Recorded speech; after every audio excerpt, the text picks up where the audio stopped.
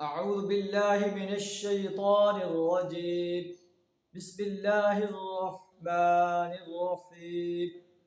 ولقد خلقنا فوقكم سبع طرائق وما كنا عن الخلق غافلين. صدق اللہ العظیم. ہم نے تمہارے اوپر 7 آسمان بنائے اور ہم اپنے تخلیق سے غافل نہیں ہیں.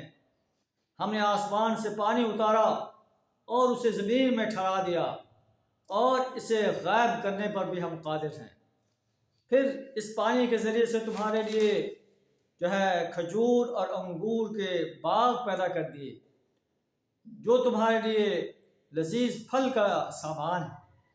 وَشَجَرَةً جنہیں تم خود بھی کھاتے ہو، ان سے منافع بھی حاصل کرتے ہو.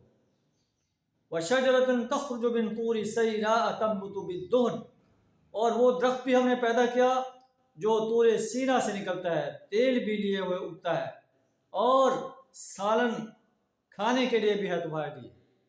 وَإِنَّ لَكُمْ فِي الْأَنْعَامِ لَعِبْرَةً حقیقت یہ ہے کہ تمہارے لیے مویشیوں میں بھی ایک سبق ہے.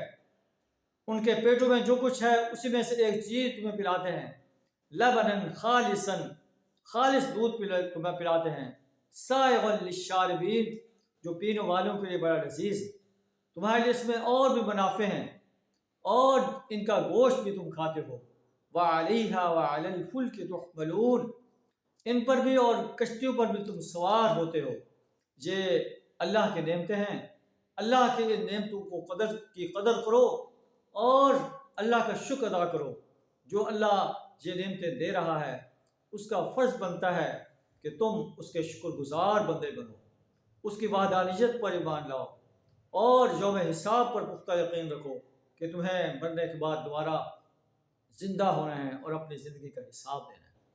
اللہ سے دعا ہے ہمیں اپنی وحدانیت، پیارے رسول صلی اللہ علیہ وسلم کی رسالت اور یوم حساب پر پختہ یقین رکھنے کی توفیق عطا فرمائے اور یوم حساب کے لیے تیاری کرنے کی توفیق عطا فرمائے.